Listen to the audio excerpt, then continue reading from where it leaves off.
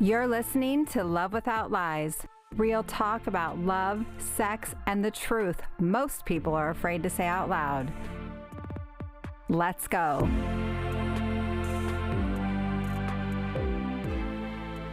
Today, I was supposed to record a podcast about lust, but unfortunately, I just can't because there has been something burning so deep inside me. I just can't ignore it anymore. So I'm going to divert the topic a little bit.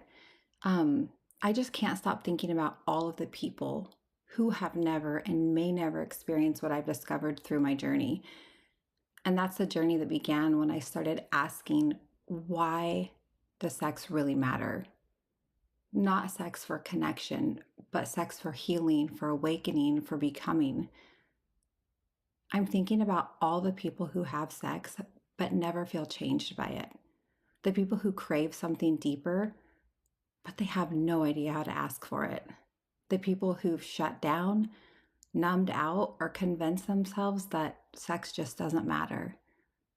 What I've experienced through my journey, what I've learned through coaching, studying, and walking this path is that sex isn't just something we do. As Esther Perel says, it's a place we go.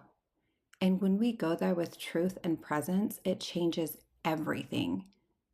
Years ago, I started asking myself all kinds of questions, and those questions kept me up at night. I was asking myself questions like, why do men need sex so often? Why does desire disappear in long-term relationships or marriages? And why do women lose their sex drive? And how can I give my body to someone when I don't feel like it? And these weren't surface level curiosities. They were literally cracks in the surface that began to open something sacred for me. What started out as confusion and questions became my passion and my initiation into the messy, the sacred, the erotic, and the divine. Into a kind of love that doesn't just touch your body, but it touches your truth. And what I've found, it changed everything. Not just what I personally know about sex, but what I know about being human. When we strip sex down to just penis and vagina, we strip ourselves down. We reduce the infinite to the mechanical. We take something sacred and flatten it into function. We lose the point entirely. Because sex is the dance of life. It's the pulse of creation.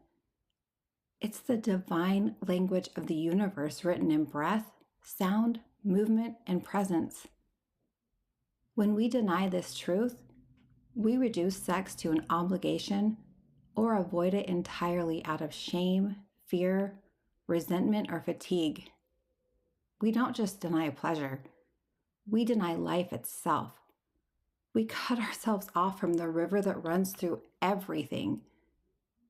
And then we become strangers to our own bodies. We become strangers to our partners. We stop touching. We stop feeling. We stop becoming. And slowly, we begin to die. Not just physically, but in the quiet erosion of aliveness that no one talks about. Because sex, real sex, is not just physical. It's emotional, it's energetic, it's spiritual, and most of all, it's the mirror that shows you exactly where you're disconnected from your own body, your voice, your grief, your desire, and your truth. That's why true sex, the kind that undoes you and rebuilds you in the same breath, it requires you to show up, not just naked, but exposed, seen, held, and opened. It requires you to receive, to feel, to surrender. And we live in a world right now that has trained us to do the opposite. So recently I've been watching a show called Virgin Island, and it follows people who are virgins learning how to have sex. But what they end up learning is so much deeper. They confront their shame, their fear of being seen, their craving for touch, and their terror of it. They learn why pleasure feels so dangerous, why intimacy is really more vulnerable than nudity, and why giving and receiving touch is often the hardest part. And isn't that the truth? Sex isn't just about bodies, it's about being human. Our sexuality is the root system of who we are. It's the reason we're here and the reason we're alive. We go to sex not just for pleasure, but for feeling. We go there to feel alive, to feel accepted, to feel worthy, to feel loved, to touch God, to remember who we are and who we've forgotten to be. Orgasm at its core is a return. It's a release and a resurrection. And maybe this is why sexual betrayal cuts so deep. Because when sex is misused, we ignore the meaning of it, it gets twisted. It doesn't just wound our ego, it literally pierces our soul. Because what I've come to believe through all of my training, all of my experiences, all of the sacred and the not so sacred sexual encounters, sex isn't the problem. Shame is, disconnection is, and silence is. Because sex, when practiced with truth and presence, is the medicine we've all been looking for. It will teach you what no book, no sermon, and no therapist ever could. It will show you where your unmet needs are.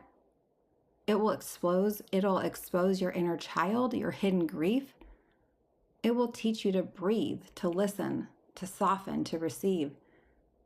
And most of all, it will teach you how to love, not just others, but yourself.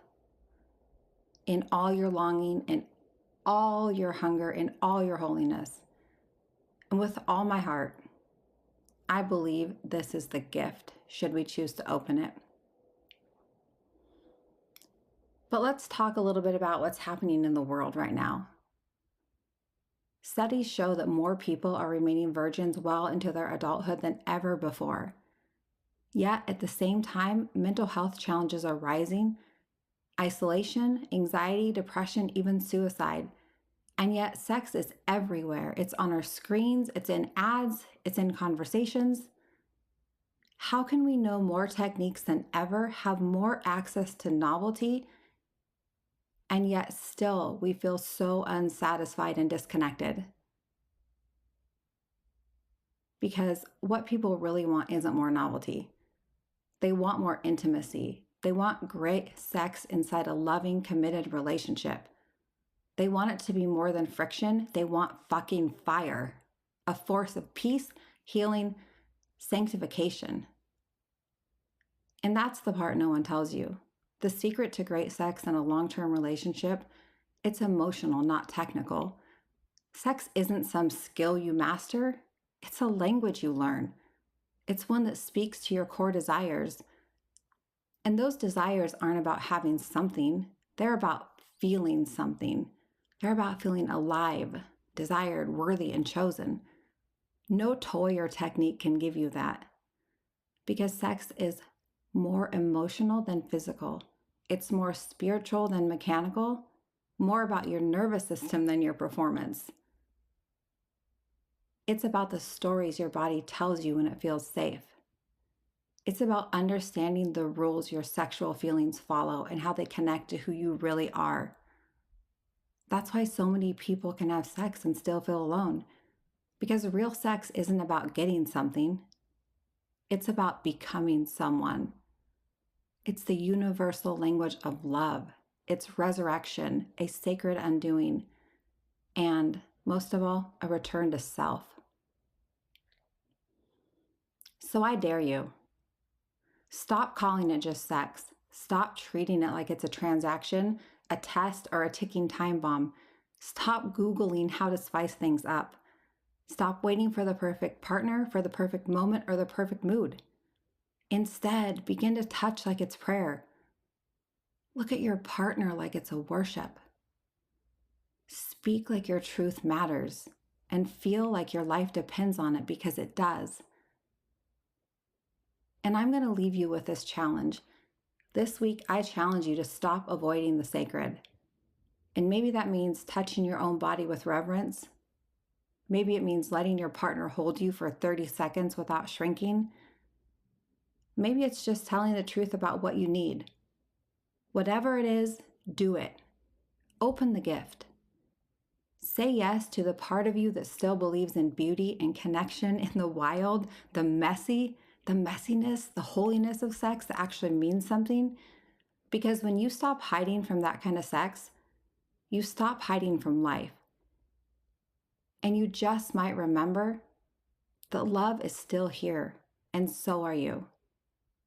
Find your sexual heart, because when you do, you find yourself. And my friend, that changes everything. If this stirred something in you, share it, re-listen, let it land. And if you're ready to go deeper, you'll find everything at therespectedman.com.